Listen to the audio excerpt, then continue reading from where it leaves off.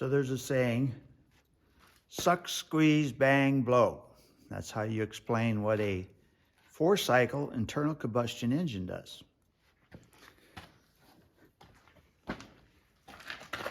This pulley here is the front of the crankshaft.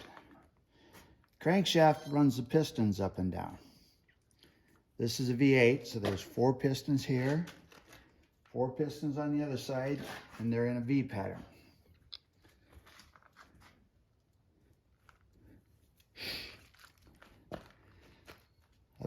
Hooked to the crankshaft is a pulley and a chain, and that runs the camshaft.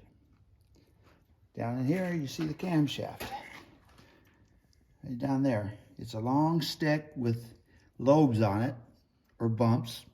Some people call them bump sticks because of that. And there's 16 bumps, 2 per cylinder. With a V8, you have 16 bumps. When the piston, first step of the cycle is the piston starts to go down.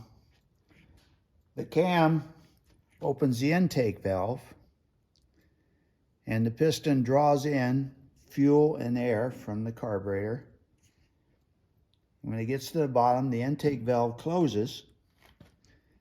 The piston goes back up, and that compresses the air. When it gets to the top, the spark goes off. That's the bang. And that sends the piston back down. That's your power stroke. And then the exhaust valve opens. The piston comes back up, the exhaust goes out that valve, and goes out your exhaust. So you have intake, which is suck, compression, which is squeeze, power, begins with a bang, and then the exhaust is a blow. Suck, squeeze, bang, blow. And that's how a 4-cycle internal combustion engine operates. So this is a valve. It sits in the head like this. When the camshaft turns, it pushes up on this, goes up, pushes up on this side, which makes the other side goes down, and that opens the valve.